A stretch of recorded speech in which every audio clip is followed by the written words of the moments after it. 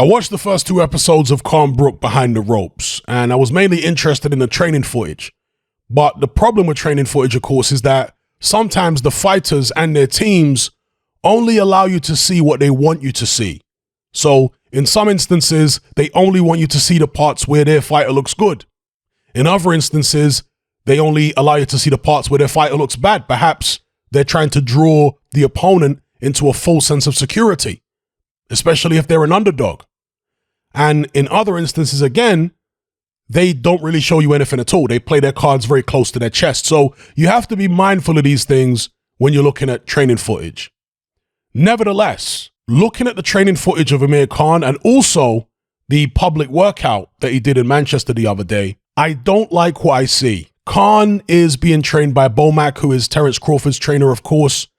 And in the training footage, he was being admonished for making the very same mistakes that he's been making his whole career. So Khan in the past has been guilty of punching before thinking, just letting his hands go recklessly with no regard for the position he's in relation to his opponent. Because this is very important when it comes to defense.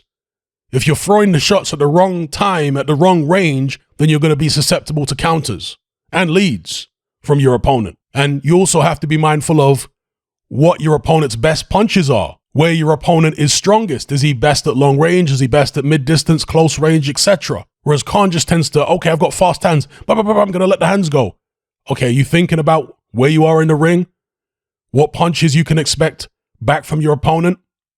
What he's going to try and do when you throw these far. You have to think about what you're doing. And Bomac seemed frustrated with Khan, that he wasn't thinking about what he was doing. Khan also was lingering in the pocket at several moments during these sparring sessions. And again, Bomac wasn't happy with that.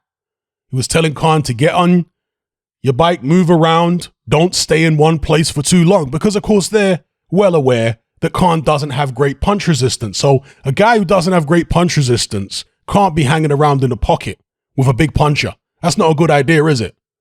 Especially since Khan is not really an inside fighter. So, yeah, not good from what I saw there with regards to Amir Khan. Now, one thing I will say again, footage from training doesn't always tell the full story. I'm well aware of this, just like I told you guys at the start of this video. One thing I'll say is that Khan was wearing very big gloves. They were Phenom gloves. I've got a pair of those myself. Very big gloves. They might have been bigger than 14 ounce. Typically, welterweights will spar in 14s, sometimes 16s. Those look like they might have been 16s, maybe even 18s. The gloves Khan was wearing were very big. And, you know, sometimes people are going to wear bigger gloves than normal because they're worried about hand injuries. Other times it's more of a conditioning thing. They put you in gloves which are literally twice the size of the ones you're going to fight in, you know, in order to condition you so that when fight night comes, you're fast as lightning. And Khan, as we all know, has always been very fast. Another thing to take into account is that the training and the sparring was all done at high altitude. So Khan might not look that fast and he might be struggling to move around, right? He might be falling in more because of the altitude.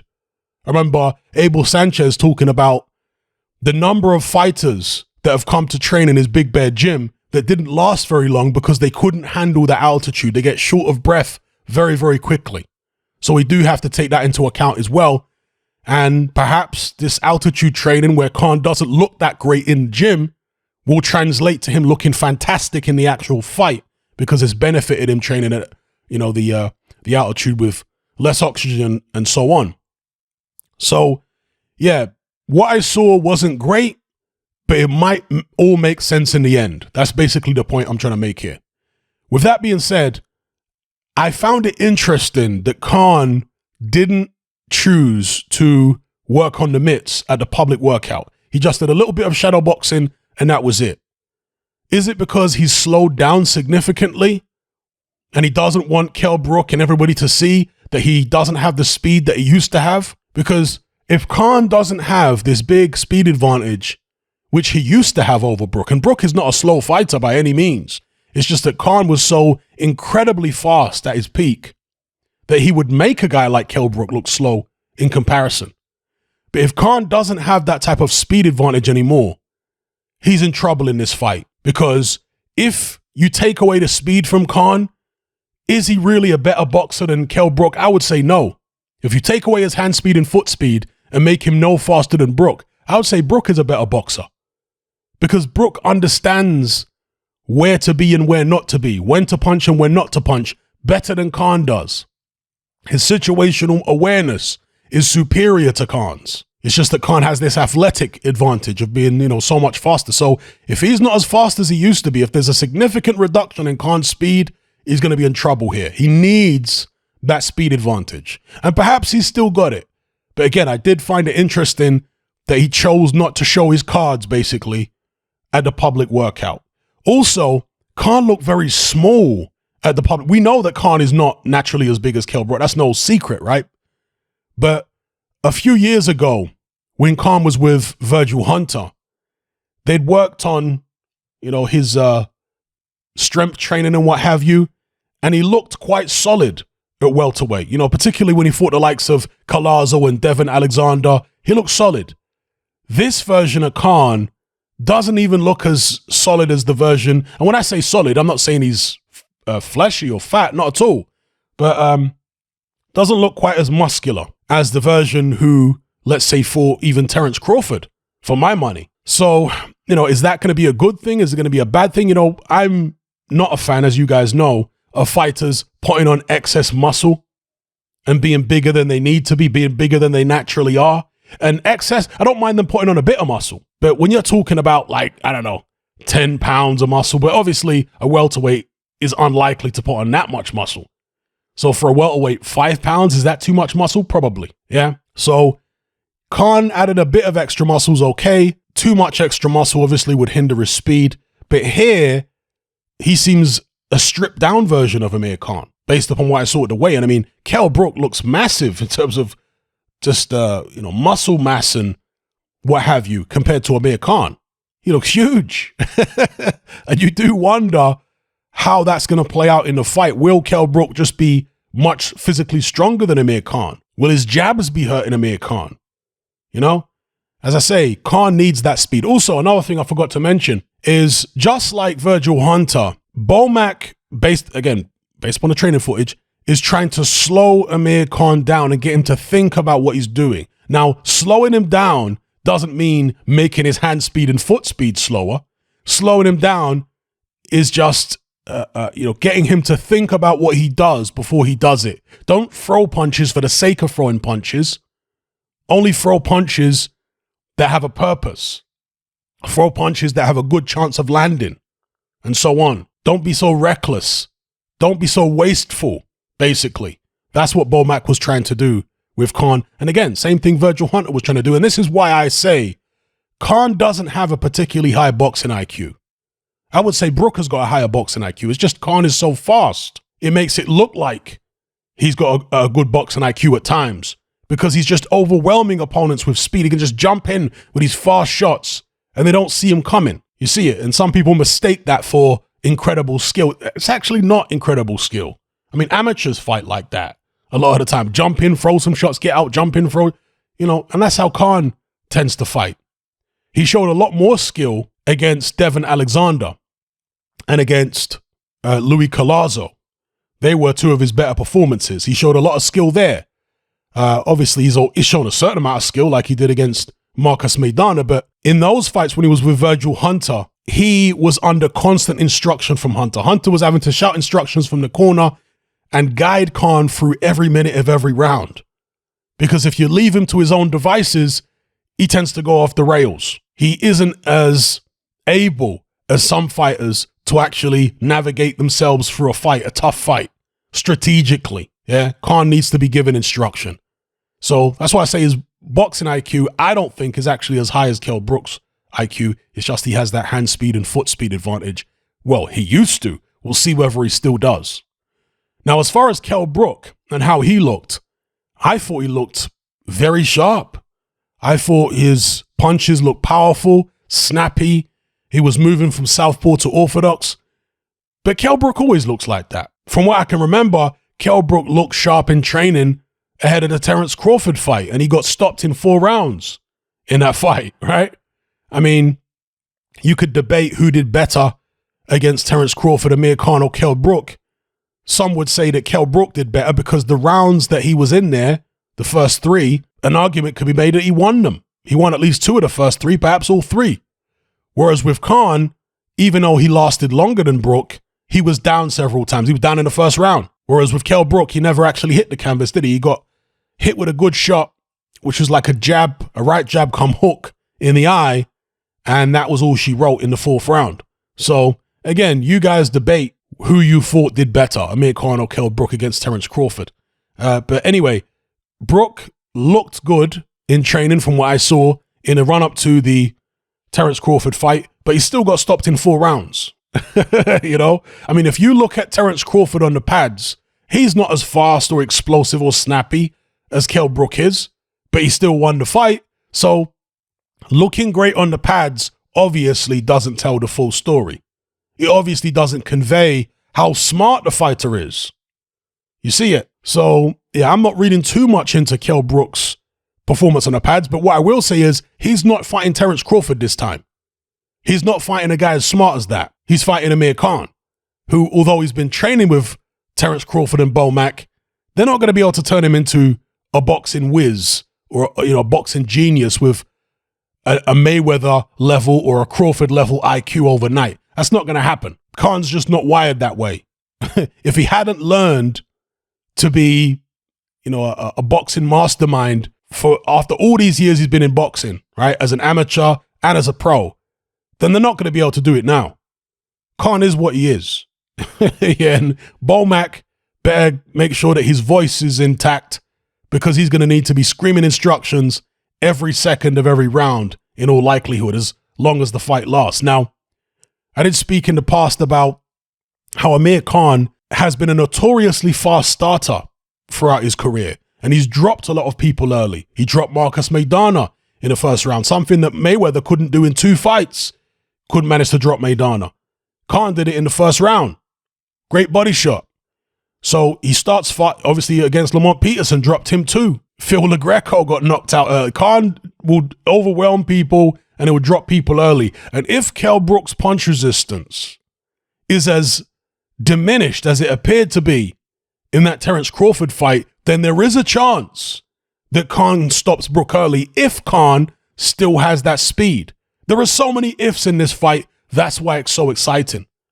In fact, I'm going to say something which a lot of people won't like, but for me, this fight, and this is just for me personally, I'm not saying that for you it's going to be the same, but for me personally, I actually find this fight more exciting now than I would have found it 4 or 5 years ago. And the reason being is because 4 or 5 years ago, I would have been very heavily favoring Brook to win the fight. I would not have picked Amir Khan 4 or 5 years ago. But at this stage, in my head, it's a lot more even because there are so many unknowns. We don't know where Brook is at. We don't know what his punch resistance is like. Is that Terence Crawford stoppage defeat indicative of really poor punch resistance now? Does Khan still have his speed? How is the time out of the ring going to affect both guys? Khan's been out the ring over 30 months. Kell Brook's only been out the ring, whatever it was, 15 months. So will the extra time out the ring hurt Khan even more? You know, when it comes to inactivity, it tends to hurt athleticism more so than technique. Because once you've learned the technique, bam, you've got it. Most fighters have got it, right? Obviously, you have to continue to practice when you come into training camp just to sharpen up your technique. But technique generally doesn't. I mean, look at Mike Tyson when he fought Roy Jones in that exhibition. Tyson still had his own technique. He didn't have the same speed or athleticism or even power that he used to have, but the technique was still there. You know, the ability to move side to side, slip the shots, and the footwork to get in close and land his up. All that stuff was still there after all these years, but his athleticism wasn't there to the same degree, you know, nowhere near as quick as he was even in his late 30s, right? With Kell Brook, he is an athletic fighter and he does rely on it to some degree, but not as much as Khan. So perhaps Kell Brook's style will age a bit better than Amir Khan's style, which was so heavily reliant on this incredible hand speed and foot speed. And also great stamina and fitness. I mean, Khan probably doesn't get enough credit for the tremendous fitness he has. I mean, If you think back to those fights against Marcus Maidana, against, even Louis Collazo and, various other fights he had, Lamont Peterson, that's the fight I was trying to think of. Khan was punching non-stop and moving non-stop for 12 rounds in wars, taking punishment, firing back. I mean, his fitness is incredible. I have to imagine Khan actually has better natural fitness than Kell Brook. Brook, we've seen gas on a number of occasions throughout his career. Again, because he is a more muscular guy naturally than Khan. We've seen him gas. And not only because he's a more, muscular guy, but also because he's bigger. So coming down to 147, it's going to drain you, Whereas Amir Khan started his career, lightweight? And he's moved up through the weights. So for Khan, as he's filled out and so on and so forth, and of course, very few lightweights actually fight 135 pounds, okay? Most lightweights are actually going to come in the ring at least as welterweights, if not bigger than that. And I'm talking about championship level lightweights. So the process of moving up through the weights is actually a process of just not dehydrating as much. So if you're going to move up to, let's say, from 135 to 140, okay, well, I'm not going to dehydrate that extra 5 pounds. You're not necessarily bulking up. You're just not draining yourself as much in many instances.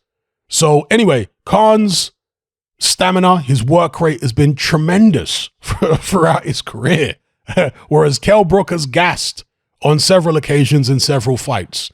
Will that be a factor here? See, there are so many questions, and this is why I'm more excited for this fight now than I would have been 4 or 5 years ago. And I would have been excited for it then.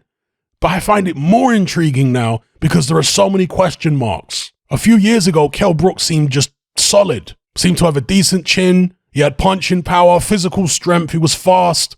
He's got his technique there. Yeah, Kell Brook is very upright. I'm not saying his technique is perfect, but I thought a few years ago, he would have been too much for Amir Khan. Khan might have started fast, but Brook would have got to him. The punching power, the timing, and so on would have got to Amir Khan eventually. But now I'm not so sure. Now I don't know what to think because there are so many question marks. There are so many unknowns. And this is why I'm so looking forward to this fight to find out what's going to happen, because all questions will be answered in the ring. All will be revealed on Saturday night. Let me know what you guys think in the comments below. What questions do you have? Perhaps you don't have any questions. I'm sure particularly the fanboys of both fighters will be absolutely adamant that the fight is going to go one way and one way only, and that the other guy has no chance. I'm sure the fanboys are going to do that. But as a neutral, as somebody who doesn't have a horse in the race, I'm not coming from the perspective of what I want to happen in the fight. I don't mind who wins. May the best man win. I'm coming from a neutral perspective and looking at the attributes, the strengths and weakness potentially of both fighters, and I can't call it. That's why I find it so exciting, because a fight that see, this is what I would say to the fanboys. Why are you even excited for this fight if you think it's going to be a one-sided drubbing for your man? Well, you want to see your man in a mismatch? What's that all about? I don't like mismatches. I prefer to see fighters in competitive fight. I prefer to see fights where I'm not sure what's going to happen. And that's what we've got right here, at least for me, from my perspective. I don't know what's going to happen here. I'm intrigued to find out. Now, this is what the thing I'll leave it with. If we were going to judge, or if I was going to judge this fight based upon the training footage alone, what we've been allowed to see of the training footage, then I'd be picking Kell Brook. Because to me, Kell Brook looked way more impressive in the training footage than Amir Khan did. And on top of that, Kell Brook is with his old trainer, Dominic Ingle, who he's, I guess, been with since he was a kid, 8, 9 years old or something like that. Obviously, he had his time away with a couple other different trainers. But the point is, he's in familiar hands, yeah? He knows Dominic Ingle. They trust each other. They understand how they work together and so on. Khan is with Bomac, a guy he's never worked with before, in a completely different team. There isn't that familiarity there. So is this the time to be switching things up and doing something completely different? Is that going to work for Khan, where he's trying to get to know his trainer and his trainer's trying to get to know him? trying to figure out what's the best way to communicate with each other, particularly Bomac trying to get through to Khan. Is that really going to work? Or is the Brook Ingle tried and tested relationship that goes back several decades going to work better instead? Let me know what you guys think in the comments below. Come and join me on Patreon and access my weekly no-holds-barred, censorship-free podcast where we lift the lid on a wide range of controversial topics. It's not mainstream friendly, it's not politically correct, but that's the whole point. We dare to stand as a beacon of reason against an army of insanity. Just head on over to my Patreon page and select the tier called Hatman Hot Topics. You'll gain access to a minimum of 2 hours of exclusive content every single week, including podcasts, videos, interviews, live stream Q&A sessions, as well as my popular Confessions of a Nightclub Bouncer series. Not to mention a vast back catalog of hundreds of hours of previous episodes. You can listen via the Patreon app with the option to download in high quality MP3. We've also got a Discord server where you can come and chat and hang out with myself and other members. There's no contract, no commitment, and you can cancel at any time. So come and join our community of free and critical thinkers by signing up with me here on Patreon today.